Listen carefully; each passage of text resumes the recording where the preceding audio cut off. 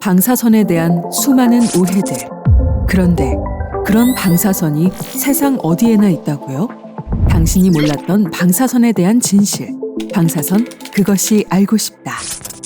방사선은 불안정한 핵을 가진 원자나 원자핵이 안정화되기 위해 방출하는 에너지의 흐름이고, 방사능은 방사선을 방출하는 성질을 가진 물질이 이를 방출하는 능력입니다. 자연 방사선과 인공 방사선이 있으며, 실제로 우리는 우주, 공기 중 호흡, 음식물 등에서 자연 방사선을 받고 있습니다. 그러니까 우리는 햇빛과 공기, 자연에서 얻은 식품을 통해서도 아주 낮은 방사선에 노출되고 있는 건데요. 과연 이 자연 방사선에 노출돼도 괜찮은 걸까요?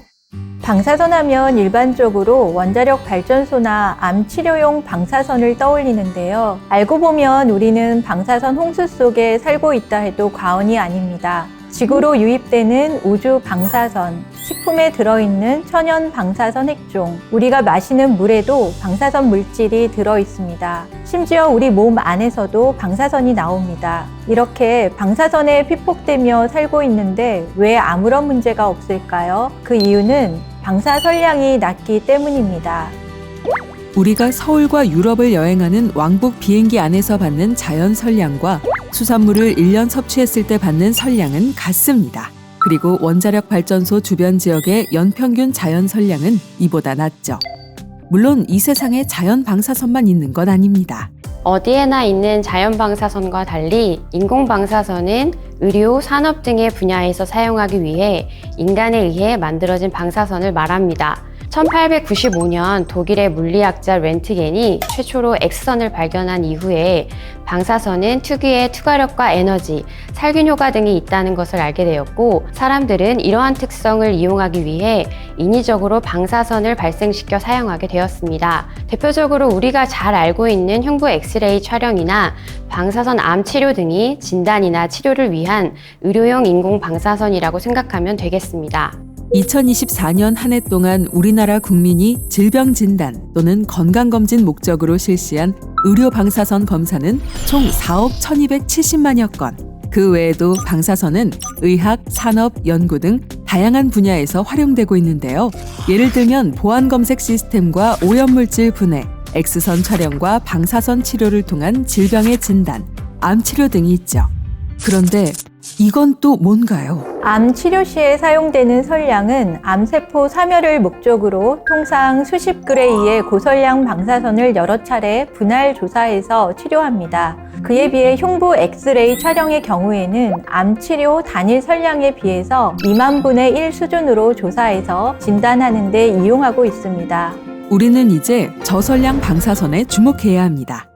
인체에 거의 영향이 없는 이 적은 양의 방사선으로 과연 무엇을 할 수 있을까요? 사실 모든 물질은 용량에 따라 독성으로 작용하기도 하고 약으로 작용하기도 합니다. 과복용하면 오히려 인체에 해로울 수 있죠. 방사선의 경우에도 기준치 이하의 저선량 방사선인 경우에는 오히려 긍정적인 효과가 있다는 연구 결과들이 있습니다. 소량으로 작용하면 호르몬과 같은 활동을 하기에 인체에 좋은 효과를 준다는 것이 호메시스 이론입니다. 특히 1984년 저선량 방사선에 의해 유도되는 어댑티브 리스판스 개념이 도입되면서 고선량 방사선과는 다르게 항염증, 항산화, 항노화 등의 긍정적인 효과가 있다라는 결과들이 많이 발표되었습니다. 1986년 체르노빌 원전 사고 이후에 방사선에 대한 국민 이해 증진과 방사선의 영향을 과학적으로 규명할 수 있는 전문 연구기관 설립의 필요성이 커지면서 1996년도에 방사선 보건원이 설립되었습니다. 그동안 다양한 세포와 동물 모델을 이용해서 방사선, 방사선량률에 따라 인체 영향 연구를 수행하면서 객관적이고 신뢰할 수 있는 정보를 제공할 수 있도록 국민 여러분들과 소통하고 홍보하기 위해 노력하고 있습니다. 한국은 이미 초고령화 사회에 진입했습니다. 치매 환자 수는 계속적으로 증가하는 반면 아직까지 치매를 치료할 수 있는 약물이 없었기 때문에 저선량 방사선을 이용한 새로운 치료 패러다임을 만들 수 있지 않을까 하는 목표를 가지고 이번 임상시험을 시작하게 되었습니다. 저희는 방사선 치료를 하지 않는 군과 치료군을 나누어 초기 알츠하이머병 환자 30명을 대상으로 12개월까지 추적 관찰을 완료한 세계 최초, 최대 규모의 임상시험이라고 말할 수 있습니다. 알츠하이머병 치료를 위한 세계 최초, 최대 규모의 임상연구? 그게 방사선으로 가능할까요? 한수원 방사선 보건원이 꿈꾸는 치매 없는 세상. 그 결과는 다음 편에 계속됩니다.